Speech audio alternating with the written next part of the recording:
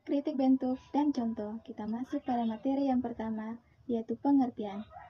Kritik bentuk berperan sebagai sarana penafsiran paling utama pada abad ke-20.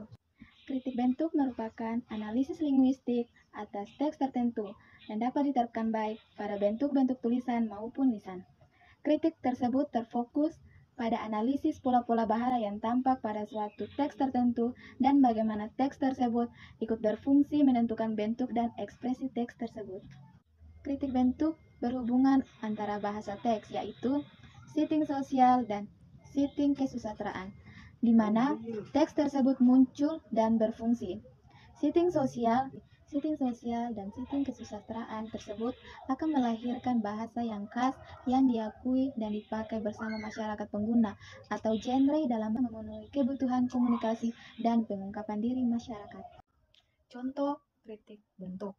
Kita ambil contoh kata rabi, penggunaannya dan penerapannya kepada Yesus di dalam Matius pasal 23 ayat 7, 8, 25, 26, dan 29, serta Markus pasal 9 ayat 5 dan pasal 11 ayat 21. Terjemahan umumnya adalah guru, tetapi tentu saja tidak sepenuhnya sama dengan pemahaman kita sekarang ini tentang guru di masyarakat kita. Rabi merupakan bahasa baku yang dimengerti dengan makna khusus ketika itu dan berfungsi untuk menapai tujuan komunikasi tertentu. Kita masuk pada yang berikut. Ada dua hubungan dengan bentuk kritik. Yang pertama, bentuk teks, dan yang kedua, genre. Bentuk menuju kepada formulasi khusus dari suatu teks.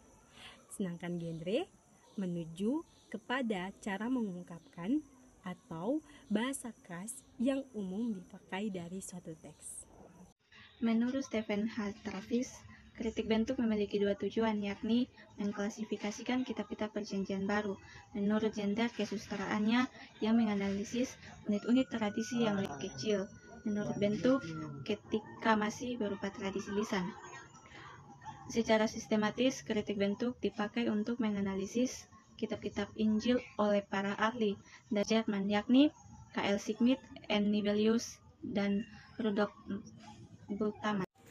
Cara kerja metode kritik bentuk ada 4. Yang pertama kali Injil-Injil sinoptik dimengerti sebagai sastra rakyat atau sastra populer.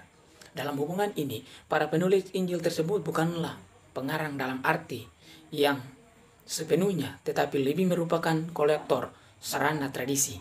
Para editor, dalam kata lain, para penulis itu bukanlah ahli sejarah dalam arti metode sekarang ini, lebih tetapi merupakan penerima dan penerus tradisi yang hidup di tengah-tengah masyarakat Kristen saat itu.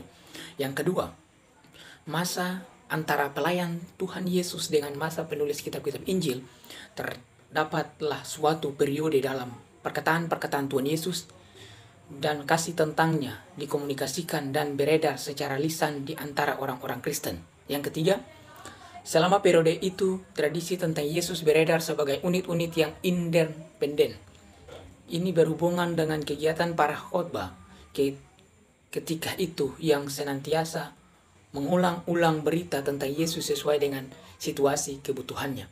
Selama periode tradisi lisan, unit-unit tradisi ini memiliki bentuk sendiri, sesuatu dengan fungsi di dalamnya.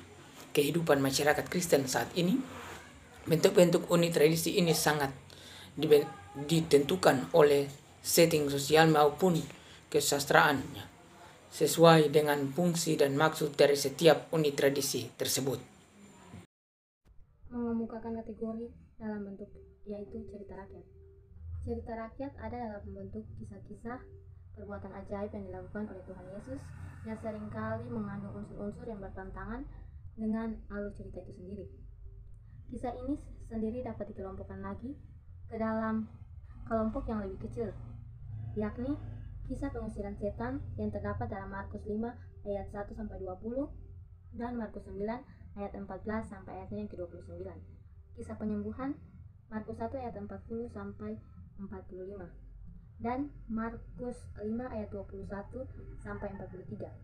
Dan tanda-tanda ajaib yang terdapat pada Markus 4 ayat 35 sampai ayatnya yang ke-41 dan Markus 6 ayat 35 sampai 44. Semua kisah ini umumnya menggunakan pola dasar yang sama, yakni gambaran dari pihak yang membutuhkan pemulihan atau penyembuhan. Kata-kata penyembuhan dan hasil dari tindakan pemulihan tersebut. Pola dasar seperti ini juga terlihat di dalam kisah-kisah serupa yang terdapat baik di dalam kehidupan orang-orang Yahudi pada umumnya maupun orang-orang non-Yahudi lainnya. Fungsi utama untuk memberikan contoh seperti itu pada paradigma, melainkan untuk menunjukkan kepada haliknya banyak bahwa pelakunya merupakan wujud pernyataan Allah. Secara khusus, kisah ini di lingkungan masyarakat Helenis untuk menunjukkan superioritas Yesus atas dewa-dewa dan pekerja-pekerja ajaib mereka, menurut upaya-upaya propaganda dan maksud-maksud apologetis. Sekian dan terima kasih.